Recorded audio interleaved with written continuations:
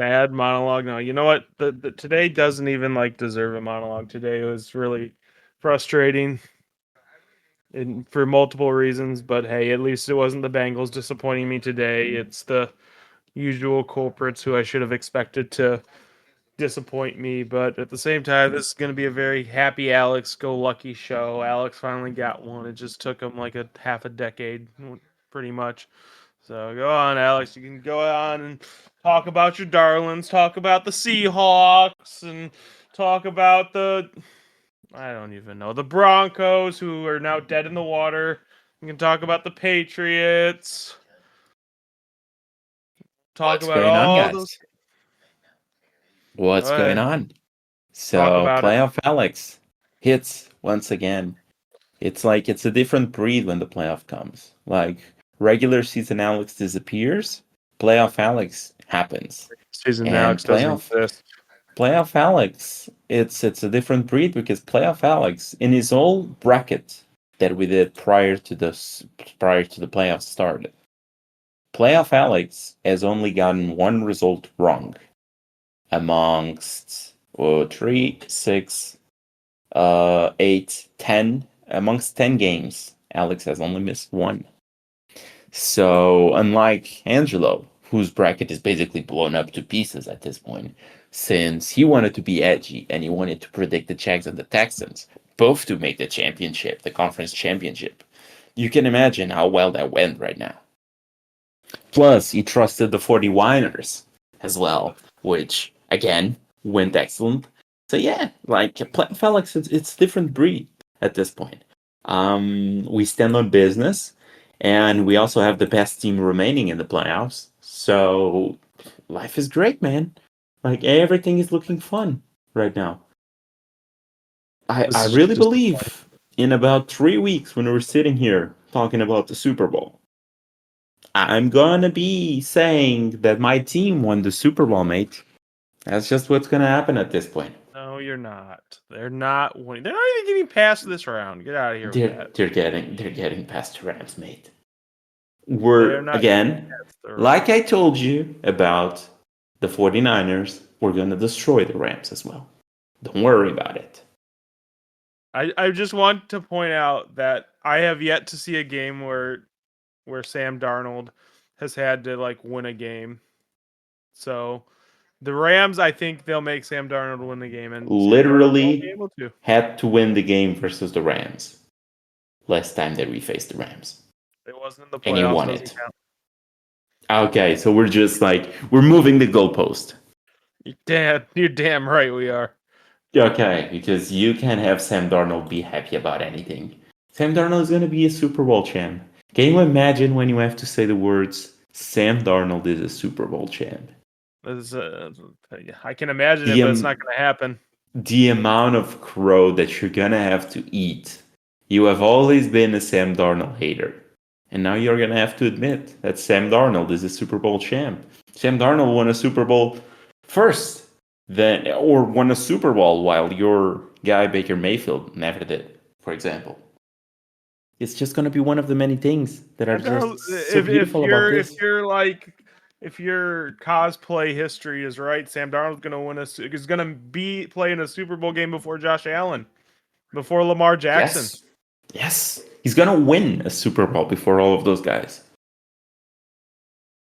Because the best team is the Seattle Seahawks. We have the best defense. We have the best run game. We have the best, dare I say, QB. Oh my God. This is left in this playoffs. Hey, I'm just telling you as it is. There's no team that won as dominantly as we did versus the 49ers right now. Like from the start, it was kick return for a touchdown, and I guess we'll just jump straight into that game.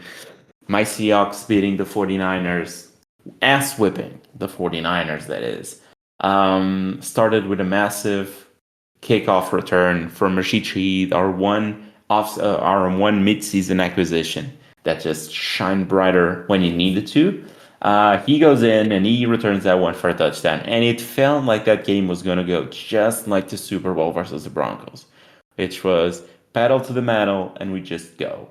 And that's what we did. The defense completely You're shut down the comparing them to the 49ers. Legion of Boom. Jesus Christ. Oh, they are as good as the Legion of Boom right now. That defense is buzzing right now. Those are This is some mean crazy. motherfuckers, mate. This is crazy. Yeah, you'll see. Like the run game, we stop that all day long. We have a shutdown corner in Witherspoon. The rest of the secondary is very good as well. We get to the This is QB. insane. Hey, the 49ers got in there. They beat the Eagles. Everyone was like, hey, then the 49ers have a chance. Like, you really can't trust Sam Darnold. But no, that's just what it is. Yeah, I Like, didn't expect Sam Darnold not having to throw more than 100 yards and not throw a single freaking touchdown to win 41-6. Yeah, it wasn't on my bingo card, buddy. hey, we have the defense. There's Yeah. games in which the defense needs to go in and just win the game, and that's what they did. 41-6 is just a lovely score. It's To an add another unfortunate defeat score. to those fellas. And you said, wait, you can't be saying stuff. And Darnold passed for 124 yards, and he did throw a touchdown. So I expect an apology. Oh man, 124 touchdown. My bad. I forgot he had one touchdown, not zero. Yes, thank you. Plus, Kenneth Walker, breakout game in the playoffs. 3 Oh tutties, my hat god. trick of tutties, 116 yards on the ground. Add in another 29 from catches. Another impressive feat from my guy that doesn't have hands. Hey, it was a lovely weekend right now. So, Seahawks game, massive win for us. Then, let's maybe close the NFC. The Bears versus the Rams. In a game that almost defied Caleb Williams' career. He was so close to being reigned as the new clutch Gene Tom Brady replacement for the league. He was so close, but in the end, he blew it.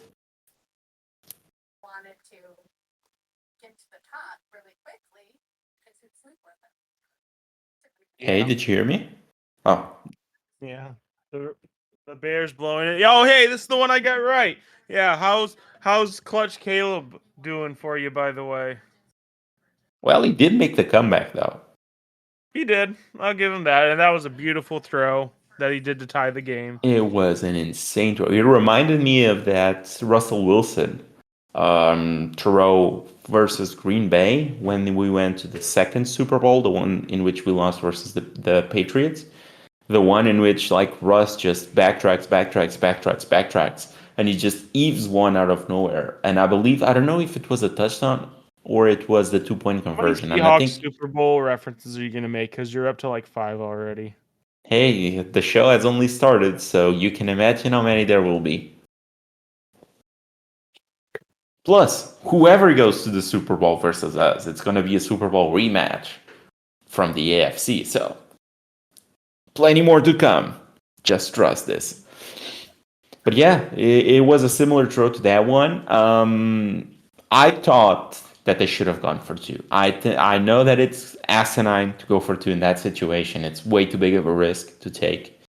But I think that team is just full of risk takers. They should have gone for it. Not tie the game and go to OT. I think they should have gone for it. I know that the main argument is the defense has been playing so well. You're gonna say that you don't trust your defense for another drive versus the Rams. I get all of that, but I think that team is aggressive enough in which you could have justified that. It's a team that hasn't been in the playoffs for a while. It's a team that hasn't been to a championship game in well over a decade. You have a chance there. I think you should have taken. What's your take on that? Do you think they should have gone for two after that Caleb Williams touchdown, or Yeah. Quite honestly, especially with how the playoff like overtime format works, I think it's a safer bet just to go for the win there. than to roll the dice and say we're gonna give, if you go to overtime, you guarantee give your opponents the ball back. There's nothing you can do to end the game before then. So, and I get having faith in your defense, especially if you're a defense like the Seahawks, apparently. But against the Rams, against Matthew Stafford, against all that, like I think you need to win the game there. You're the Bears. You haven't been here for like a decade. You're playing with house money. Why not just go for broke? And granted, I guess now Captain Hindsight, we have the knowledge of hindsight. It wouldn't have changed the outcome if they didn't get it. It's So true. yeah, no. I do think like there are certain quarterbacks that you go for two against. I think Patrick Mahomes is one of those quarterbacks. And I do think Matthew Stafford with the Rams is another one of those quarterbacks. I think you can argue Joe Burrow is, and I think you can argue Josh Allen is to an extent, although we're probably going to debate that after what happened. But Darnold. no, he's not. But yeah, like you're the Bears. You haven't been here before. So I get acting like you've been here before and making the smart decision and pushing it to overtime, but like you already and probably came back. Go for the fucking win. Great. That's just my Yeah, I was even before that drive began. I was like, knowing the Bears, they're gonna get into this game and they're gonna score a touchdown and they're gonna tie especially them. if you have the bravado to be like clutch Caleb Williams in the clutch, then do the fucking go through the whole skit. Put the ball in his hands one time, you win it or you lose it. If he's that clutch, do you not like your odds? Like, I mean, I like my odds. I think part of it was, again, you really can't justify the decision because it's a playoff game. It's going to the conference championship game. All of those things. Plus, they weren't great in the short yardage during that game. Whenever it came to short yardage situation, it wasn't great. So I understand their rationale. But even before that drive started, I was thinking, and I was talking to a few people, and I was like, hey, he should score. They're gonna score this because this is what the Bears have accustomed us to. I mean, they're as I said to you, if I'm not mistaken, they are 8-1 this season in scenarios in which they're down with inside of the 2-minute warning. So like they've been in this situation plenty of times this season, like 9 times this season. They've won 8 of them. So I expect them to go out there and score the touchdown. That's a given. And then I thought, hey, they should go for this because, again, it's a bit of the thing as like it's one of those QBs that you need to kill the game basically, and it's time to kill that game. So they should have gone for that. Plus, it's also like you have been in this situation and you've managed to win those games. I don't know, like after the comeback juice draws out, what is next? So it's like this is known territory. This is like we're making the comeback, and we need to score. But after this, we go to OT, and then it's kind of a new game. It's kind of a new scenario in which you don't have the pressure of the comeback. You have the pressure of okay, they didn't score. Any single point now gets us the win. Just call a safe game plan, and that's not who they are. They are not a team that's gonna dink and dunk. They're a team like Caleb is throwing like 50%. His completion percentage is around 52%. But in terms of like the big time throws, the big play throws, he leads the league in those, if I'm not mistaken, or is close to leading the league on those. So like his short passes won't be great. His dink and dunking won't be great. It's not great to run out the clock. But it's great for when you're coming from behind and you need to make a win. And you need to make a play to get you the chunk yardage. He's great to get the chunk yardage. And they died by the sword in the end. They were trying to get chunk yardage in the end. I put part of the blame of the interception. I put it on the Moore because this is the biggest game that you've ever played in your life. It's to go to the conference championship. You've never been in this situation before, and you're So like, half-assing a route out there. I don't like that. I don't like the optics. I understand that he got concussed earlier in the game, that the field sure, wasn't great to run at, the play call wasn't the best for the situation at hand. I still sure. can't have you as F-hass the route. You need to do it 100%. You need to be in there 100%, and you need to be dedicated 100%. So to me, part of the blame is on DJ, part of the blame is on Caleb, and part of the blame Think about it. is So on I don't disagree the coach. that DJ Moore does take some blame in that loss, but think about it like this. I think the reason the Bears lost, I'm gonna probably be using this term a lot in the Bills loss as well, is identity. Is the Bears did something well, and they were aggressive, and they were very well at doing that at the end of that game, and then they just decided to completely abandon that identity and try to beat the Rams in a one-on-one, like old-fashioned schemes versus schemes battle. Like they were never gonna win that. They were never gonna win playing like the Rams because the Rams do what the Rams do at one of the highest levels. So I would argue that before that route was half-assed, that they already like lost the framing game within the context of the game. I understand what you're saying, and I think I partly agree. Because again, they were trying, but they were not really. I don't know. I feel like they weren't really trying to do what the Rams do. They were trying to do their own thing. They died by that in the end. Their own thing is chuck yardage. Now, that's also part of what the Rams do. But the Rams, I think they understood Yeah, better the moment. yeah. I don't think they do it better, but they understood the moment better. They understood the conditions weren't Because there to they've do been what there. the Rams do. Yes, and they played in this situation in which the field wasn't great to do what they do, to get the strides out, to get Puka down deep in the field, to throw the bombs to Puka, to make the catches, the fades to Devontae Adams in the goal line. The conditions didn't really call for that. So that's why you saw Rams offense that didn't look as good. I don't think all of that was on the Bears that had a very bad defense for most of the year. I think part of it was just the Rams understanding what they were playing with. They understood they needed to have a solid run game if they were ever going to do anything in that game. They needed to be able to run the ball and control some of the clock. They were going to take some shots. They were going to have to pass the football, of course, but you don't want to overdo it. And I think the Bears, for the most part, they managed to avoid falling into that pitfall until the very end. And then they got into the groove in the very end, and they scored that touchdown. And they thought, okay, we can go back to being ourselves. We can go back to be the team that just runs for 2 yards, incomplete passes for 25. We can go back to being that team. And in the end, that's what screwed them. That's the interception that they threw. They lived by the sword. They just died by the sword in the end because that's not a pass that you make in that game.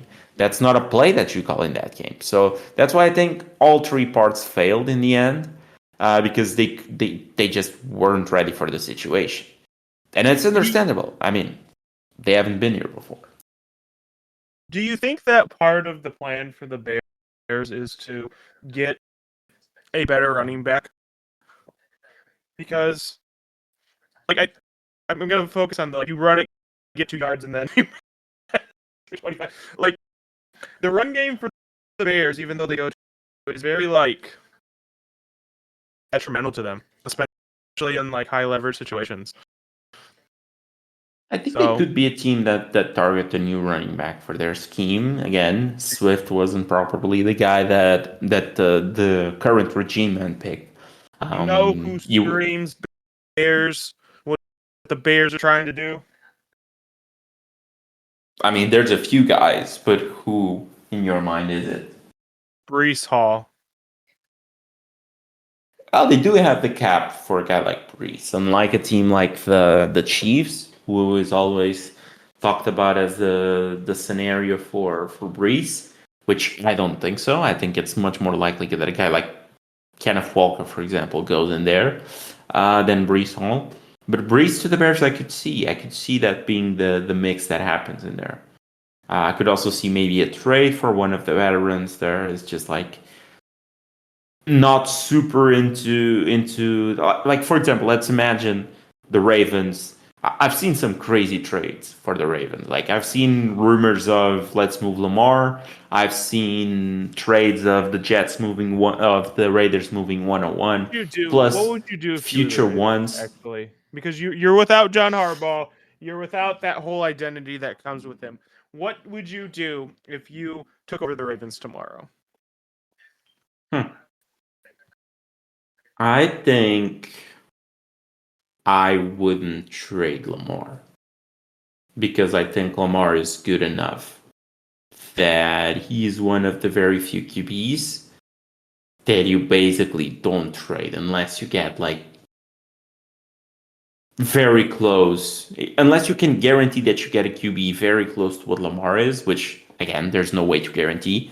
You're just risking being stuck in mediocrity for like the foreseeable future. And I don't think Mendoza is that. So I wouldn't trade him this year for like anything, any package available that is realistic at this point.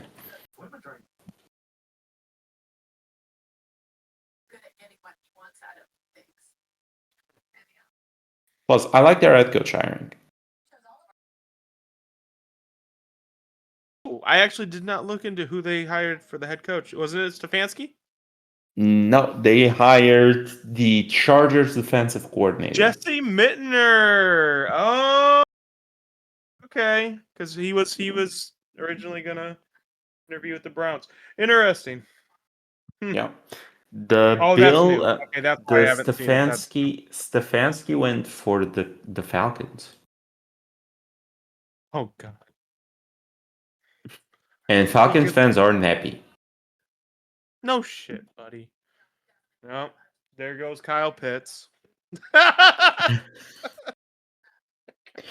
Well, but There- Bijan wheels up. No, technically the tight end in Stefanski's scheme is decent. Drake London fans aren't happy.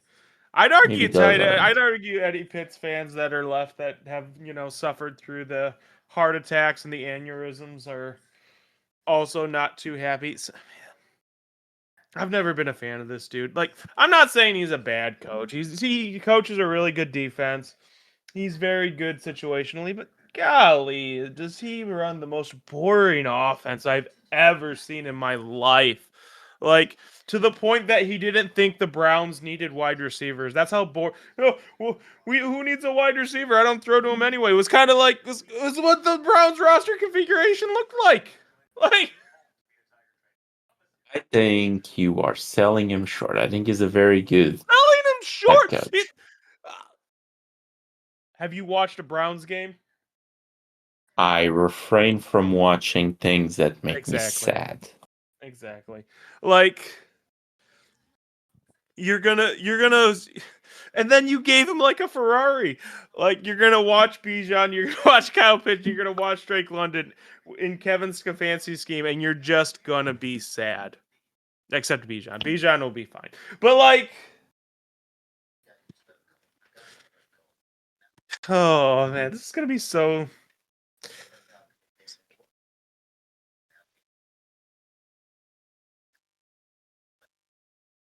Yeah, but I think that's gonna work out for them. But talking back about the Ravens, I think they shouldn't move him right now. Let's see what Minter can do with the team. Let's see what happens there because I think Minton is gonna be a good coach.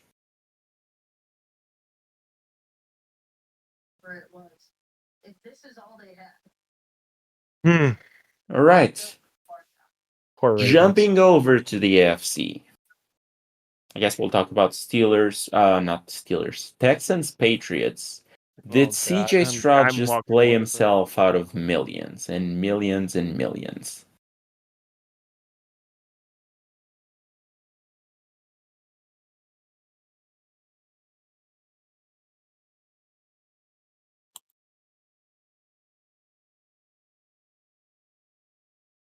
Hey, are you there?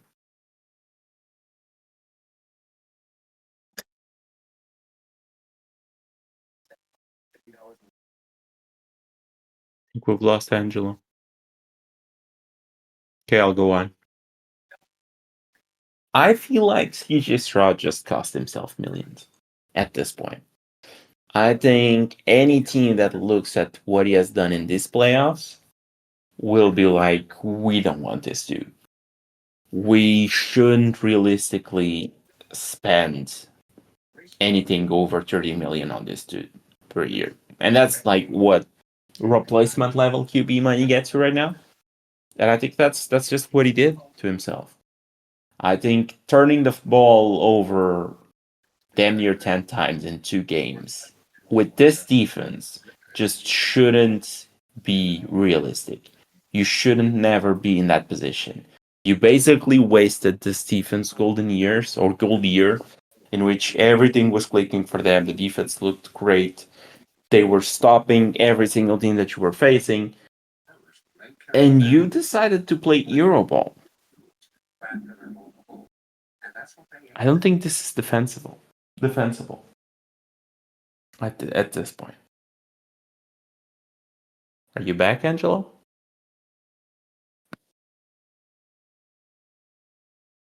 No, he's not. So we're gonna keep saying that this is indefensible. And I think Stroud just went from a guy that people were talking about being the first guy that was getting 60 million per year, average per year in his new contract, to being a guy that I don't know if the Texans can give a second contract to. I don't know how you bounce back from this. I think he should have been benched for Mills. I think he played horribly all game. He was throwing passes that made absolutely no sense.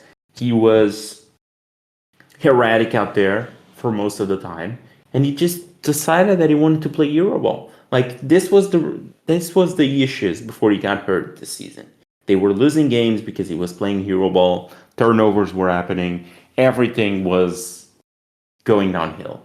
Then Mills comes in. Mills plays two or three very solid games. He gets some wins, and that's part of the reason why they made the playoffs. Is because of those Mills wins.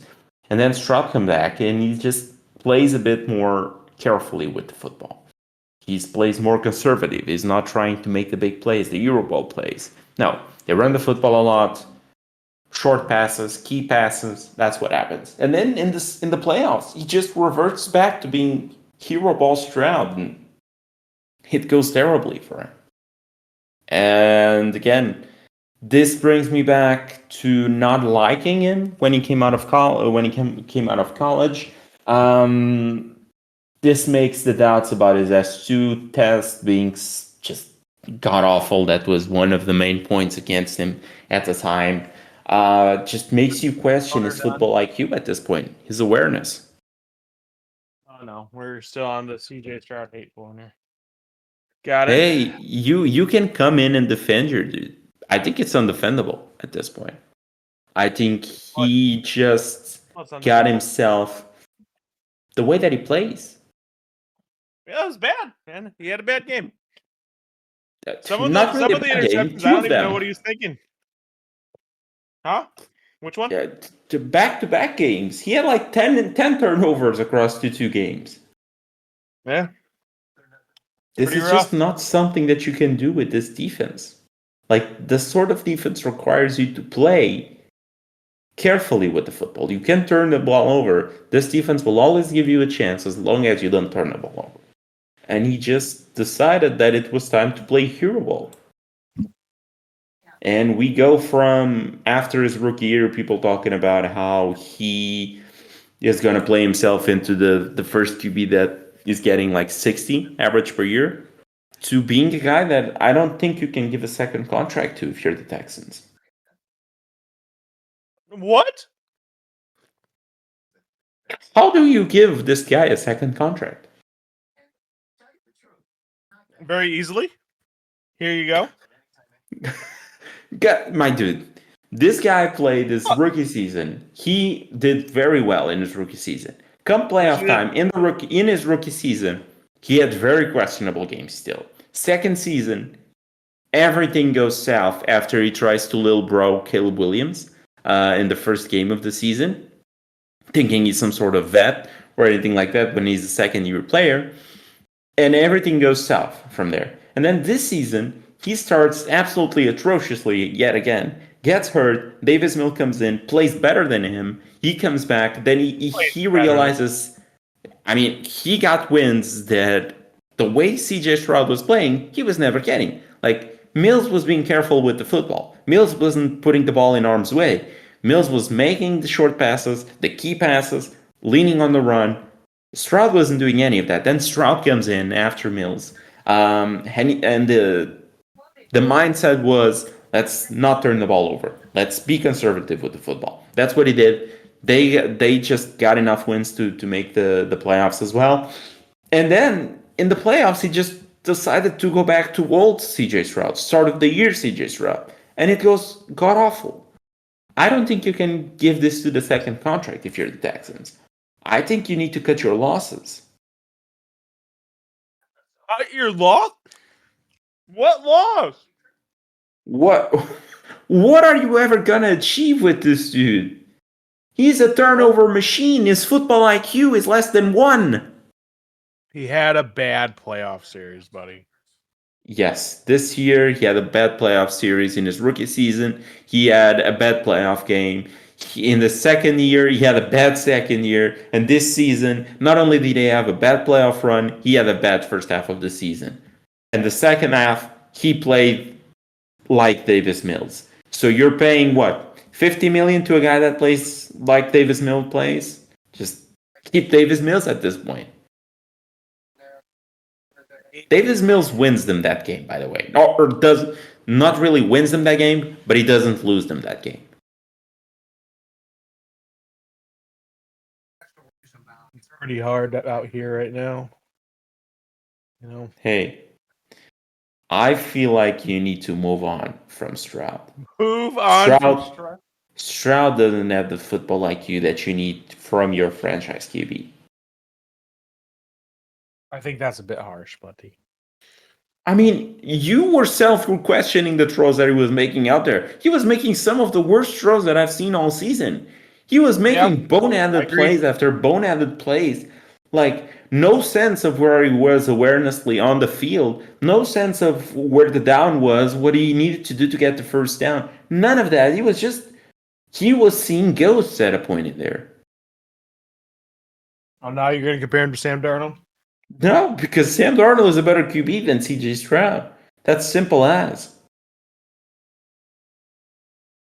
Because Sam Darnold got through his coast phase, he bounced back, and not to mention that he got placed in the Jets, and then he had to go through Carolina before he finally got somewhere nice in San Francisco where he was just a backup, and then finally went to a proper organization like the Seahawks. Like, Stroud still had the benefit of the doubt of Oh, going the to the Vikings? Texans, who spent all of the money and all of the draft picks around him to Get to make the look at the team better Vikings. for him. No, the Vikings, I mean, they just ditched my guy, Sammy Biscuits, Destroyed. for just a crappy ass QB and McCarthy. So, 9. What happened to hey, calling him 9, man? yeah, 9. Sorry. They just ditched him for 9. I'm sorry. This CJ Stroud experiment has been a failure. And at least they haven't given him the big contract yet. So they can just avoid that. They can drop him to the side. And next year, just trade him, maybe do something like that for him. And just cut your losses. Find a new QB. What are you going to do if they resign him, buddy? Nothing. They're just not going to count. Only 31 teams can win the Super Bowl then. This guy. You just can immediately discount one team from winning the Super Bowl every single year while his contract lasts. It's going to be a worse contract than Deshaun Watson. Oh, what? Deshaun isn't playing. Yes, and CJ shouldn't be playing. This guy. They should have put in Davis Mills to try and save the game at half. And D'Amico was too afraid to burn their relationship with a bad QB and Stroud, and he didn't. So he cost the Texans a chance of going to the conference championship. By the way, had they won that game, probably favored to go to the Super Bowl right now. Yeah. So the difference that putting the Mills in makes. Stop this. I'm 100% serious. I think had they put Davis Mills in at the half, he doesn't lose them this game. Because he's not making the turnovers. He's not taking the risks that Stroud is taking. And that's all you need in this game. The Patriots weren't playing great. Your defense was shutting down Drake May. Your defense was being able to go around all of that. It reminded me a lot of the Seahawks versus Rams game, the first one that we did this year, where our defense was stifling them, stopping them drive after drive after drive after drive. And Sam was on one of his bad Sam days, and he was throwing interceptions, giving them short fields, and that's the only way that they won. And that's the only way that they won. You better get ready for another bad Sam day. It's not going to be a bad Sam day. Sam has used all of those up. He only has good Sam days now. All used assets, huh? Patriots probably going to the Super Bowl at this point, but they're for sure in the conference championship. Not a very inspiring game from them, and the Broncos defense isn't all that much better, but we will see what happens. They're in the end, and they're going to be facing the Broncos, as I said, since the Buffalo Bills have yet again, for maybe the 10th year in a row, lost in the playoffs.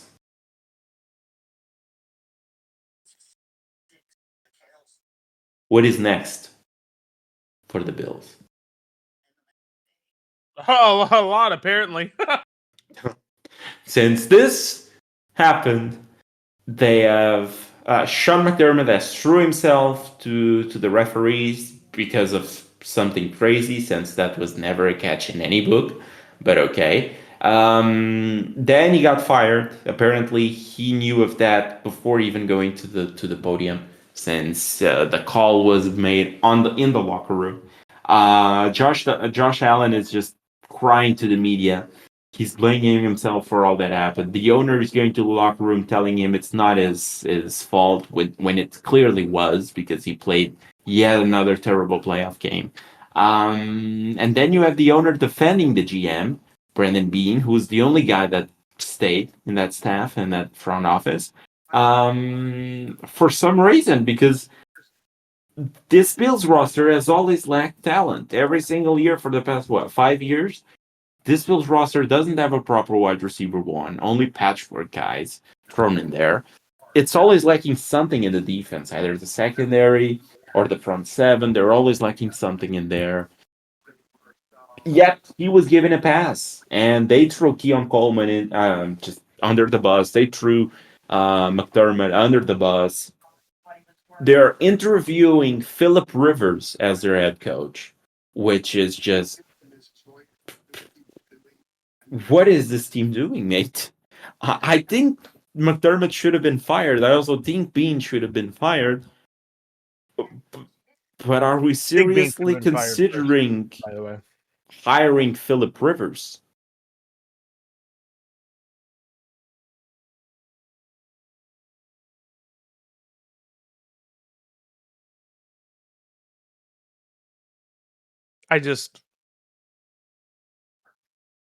what do you do? Like, here's the thing. Josh Allen, whether you want to admit it or not, Josh Allen committed those turnovers. Yes. Josh Allen, for better or worse, is the person to blame for the most part of the Bills losing that game. That said, the roster is constructed poorly around him. And that's on Bean. That's on you? No, that's on Brendan Bean. Yes, that is on Bean. I heard that's on me. It's like what? That's on me, yeah, because I'm making the picks for Brendan Bean. But here's the thing. Why didn't the owner get with Josh Allen before firing Doug McDermott? Or Sean McDermott. I don't know. I don't know if he did or if he didn't. He's claiming he didn't. Okay. So that just demonstrates to me that you don't really give a shit about your QB.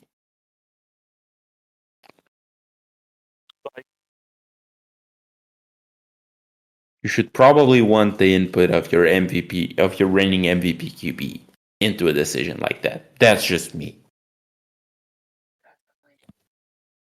So I think the Bills have a lot of questions. They have even more questions now that they don't have answers to. And I think kind of like oh man.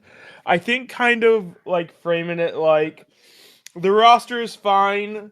McDermott just didn't like utilize this amazingly built roster that Bean built around. Like, I disagree with it.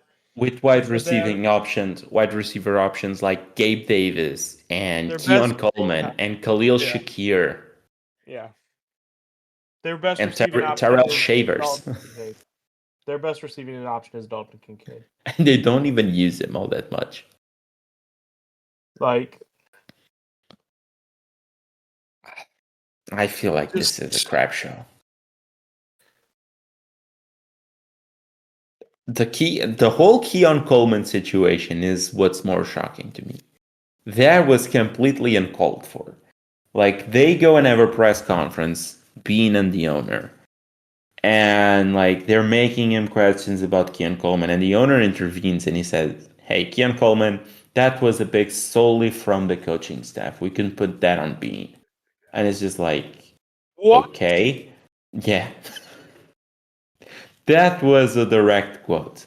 And then someone on Twitter, and I love that we're living in this reality in which there's someone readily available from hearing that quote from the media, immediately goes on Twitter and finds a quote from Brandon Bean saying that thank God that Keon Coleman drafted ran a 4.57 since that made it so much easier for them to be able to get the player that they really wanted.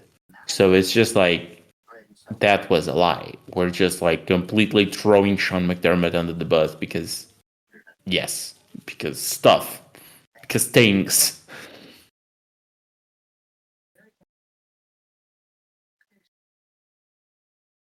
The Bills are just the Bills make me proud. The Bills remind me of the Bengals. Like, Probably just as badly ran. this is Bengals stuff. This is like, and then Josh Allen is just sitting there watching everything unfold, going like, do do do do do, like Looking absolutely depressed, like he doesn't even want to he was live crying anymore. after the He game. I was was crying after the game. He was looking completely distraught when the game was when the Broncos kicked the field goal. He was going through it because he knew that this was his chance. Like there's no boogeyman Mahomes this year. There's no boogeyman Burrow. There's no none of those big QBs are in the AFC. You can at least get a nice little trip to the Super Bowl, experience it for the first time. Sure, then you lose to the Seahawks, but that doesn't really matter. At least you got the trip to the Super Bowl. And all of that just completely crumbled. yeah, completely yeah. So, what's next for them, we'll never know. But what they managed to achieve was in the last play, one of the last plays of the game, they managed to completely take out Bo Nix just to give a Super Bowl run to their division rivals. So that was the most insane sort of play that I've ever seen, in which Bo Nix just takes the knee. But it seemed like they're so eager to get to Bo Nix that they just sort of jump into him, and like his knee just or his ankle just buckles or something like that. So he comes out limping and he's out for the season. So now Jarrett Stidham revenge game versus the Patriots, basically. Yeah. Yeah. Are the Broncos' chances done? Yeah, they're not coming back from that one, buddy. Sean Payton does have a good record of backup QBs.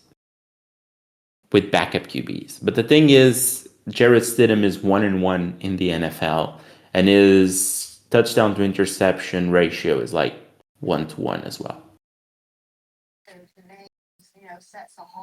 So that doesn't scream excellent QB to me.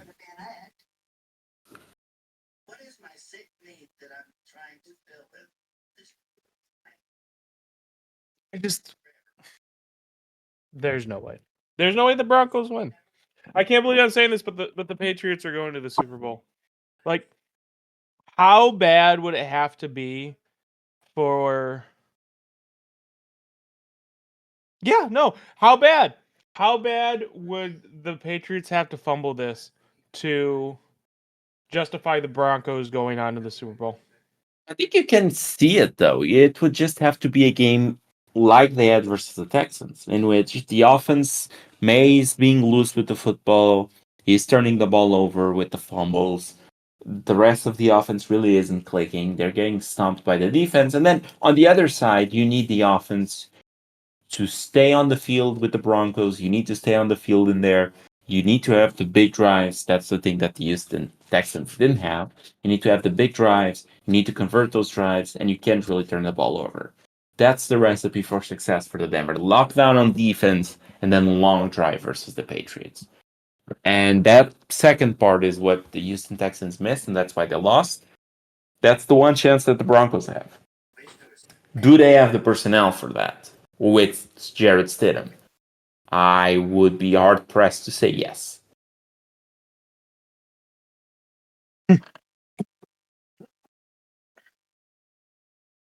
No.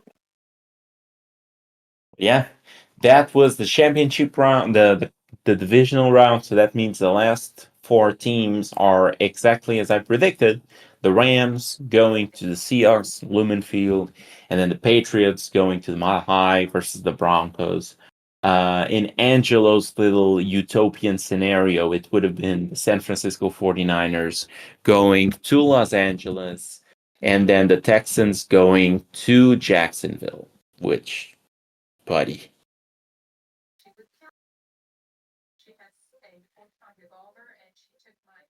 Buddy. All right. In I terms of think the that listen, coaching, tell me my bracket wouldn't have been more fun to predict. Right here, right now. nothing is fun out of the Texans versus Jags. Come on. It wouldn't be fucking debating about Jared Stidham's chances of winning a playoff game. Yeah, but we would be debating the chances of CJ Stroud or Trevor Lawrence going to a freaking Super Bowl. See, is that not fun? That's not fun. All of those guys are shit. Man. So much better have the four remaining QBs being two of the MVP contenders, the God Emperor QB of the United States of America, and Jared Stidham.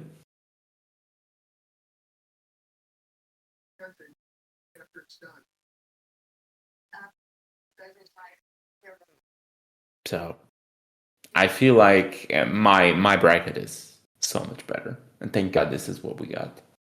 Oh man. Thank God. Thank God we got a boring slate of games. At least the Seahawks Rams is going to be an interesting game. We got Jared Stidham and the Broncos defense versus Drake May and the Patriots. Aren't you super happy about that? Oh, why would I be? What's there to be happy? You're gonna be happy because you're gonna see Sam Darnold play as much as you can.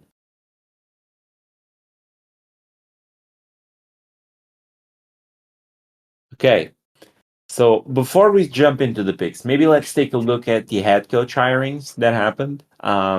Because we didn't really get to talk about that last week. Maybe we have a bit of time here.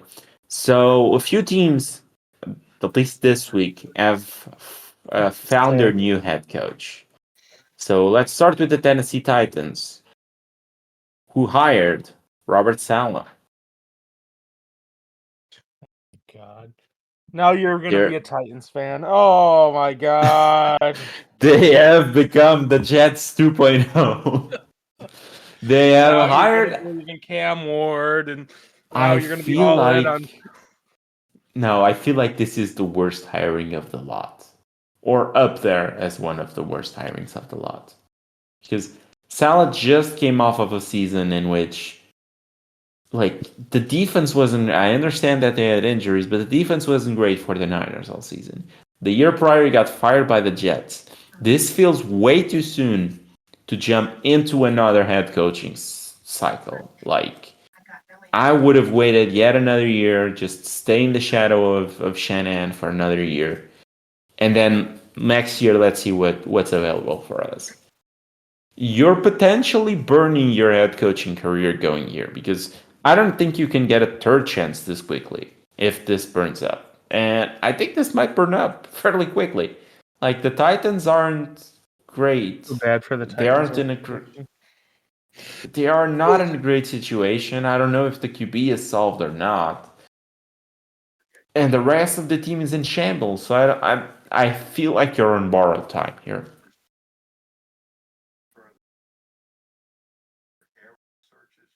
I'm not even gonna ask you if you like the hiring because it feels like you really No, hate it.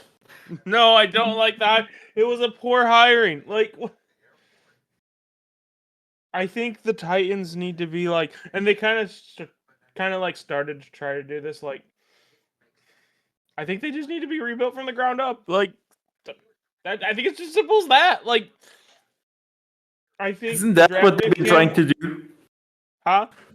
Isn't that what they've been trying to do for the past few years? It feels like it, but then Brian Callahan was like, "I think we're good enough to draft a quarterback here," and now Robert Saleh is gonna come in and oh my god, this is gonna be bad.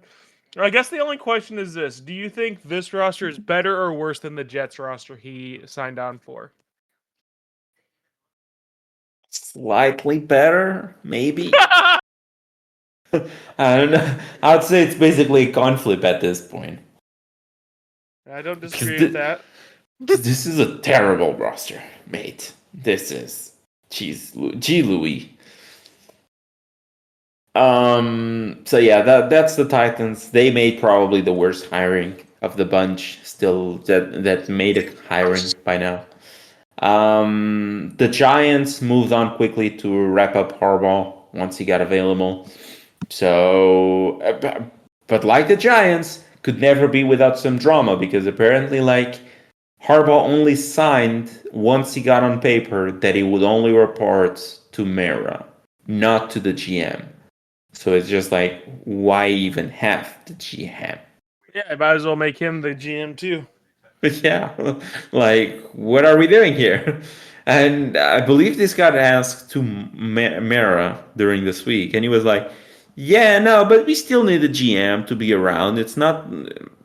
It's just a situation in which the GM needs to make some decisions and Arva needs to make another decision. And I'm just like, yeah. And plus, Sounds he like was like, something Bill Belichick would say. yeah. And he was like, if it wasn't Arba, we wouldn't have accepted that. So it's just, okay. So because the coach is big enough, you're just giving him all that power. I can't see how this isn't going to go amazing, mate. Really, no clue. This is gonna be bad. It's gonna be great. But hey, It's going to be great. Hey, he is immediately the best coach in that division, at least. So they've got that going for them.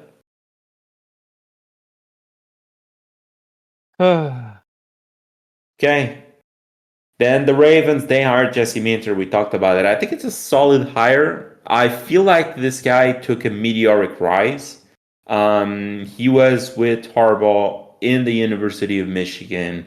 then with the Chargers for like what, a season, 24, 25. Um, and then he was just like, he got a job that quickly. I feel like the rise is too big for this guy. So I don't know if he didn't take a step bigger than his leg at this point. But hey, I feel like he's a solid coach. I feel like the defense was on point for the Chargers for most of the season. I think he showed some promise.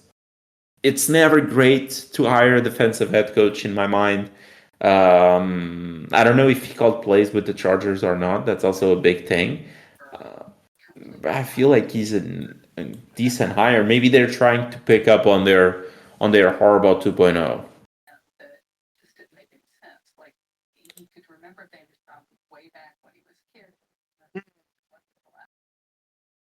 I just I'm a biased Bengals fan. I want the Ravens to experience as much pain as possible. So I'm just gonna. I do like the coaching. I do think he's a very AFC North type coach. Like, but at the same time, I think the way Harbaugh exited the Ravens, I think that's going to have lasting effects on the Ravens. I don't think you can just lose your coach in such dramatic fashion and it not have a ripple effect. Like I think the Ravens next year are going to be a lot worse than people think they're going to be. I feel like they did this coaching regime change because they were also expecting those things. They weren't expecting to be a powerhouse going into next season. So it's like, let's retool this a little bit. So that's what they did. But Jesse did call plays for the Chargers, so that's always a bit better. I feel like it's going to be a solid hire. They need to give this guy time, probably. It's not going to be an easy start, but I think it's going to get going. Then, as we said, Stefanski to the Falcons. I feel like that's a good hire. I feel like they were 8-9 with a coach that was very much worse than Stefanski. That was considerably worse than Stefanski. And in this division, you need to have, if you have a good coach, as the Saints have proven us, if you have a good coach and your roster is decent, you can run this division for a bit. So they have the good coach part set. I think they have a decent roster. So I feel like they are probably going to be the team that wins this division next year, to be frank. Hmm. I know you don't like it because this and that, and because just he runs the ball too much. But for the NFL, that wins games. And he has been winning games with a sexual assault guy, with maybe the worst QB that I've ever seen playing the NFL, and Dylan Gabriel, with a guy with Baker Mayfield with only one arm, with Baker Mayfield with both arms, and with the Nepo baby of the NFL. So The Nepo baby of the NFL. hey, that's what the streets have been calling him.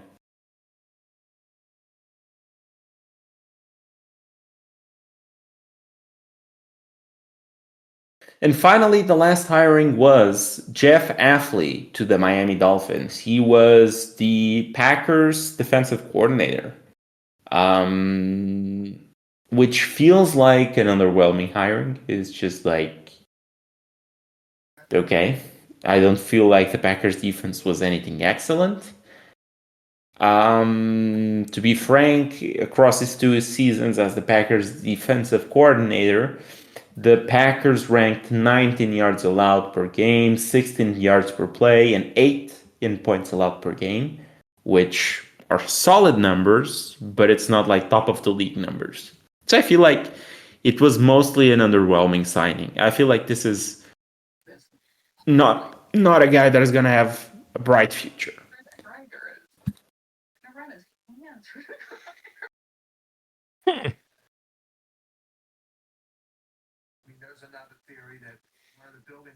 came mostly out of nowhere in my mind.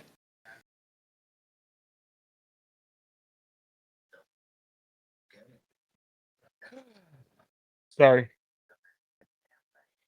Oh, any comment on this one, or it's just like underwhelming signing yet again? And let's move on to our Underwhelming picks. signing. Sorry. All right, moving on to our picks then. Recap of last week. Your boy, Playoff Alex, he went 4-0. All God. picks correct, all predictions correct. And your boy Angelo, regular season Angelo, all 4 games wrong. Which means that for the playoffs, I am now 8-2, and Angelo is now 5-5. And that also means that the best that Angelo can do at this point is tie me in the picks for the playoffs. So when I say that playoff Alex is a different breed, I mean it. Playoff Alex, it's everything.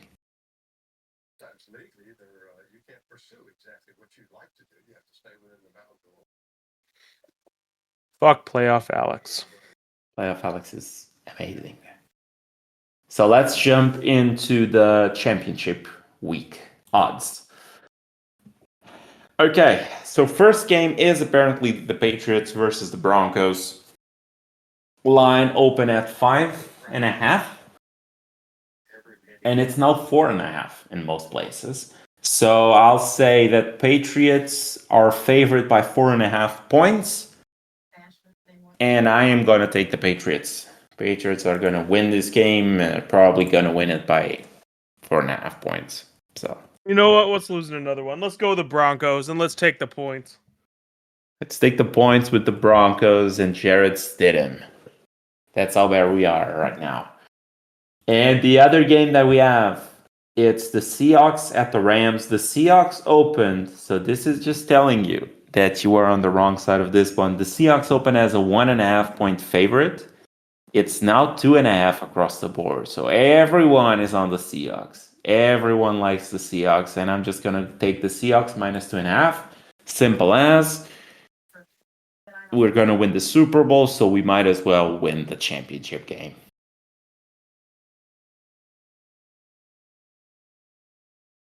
Going with the Rams. All right, Rams plus 2.5 for you.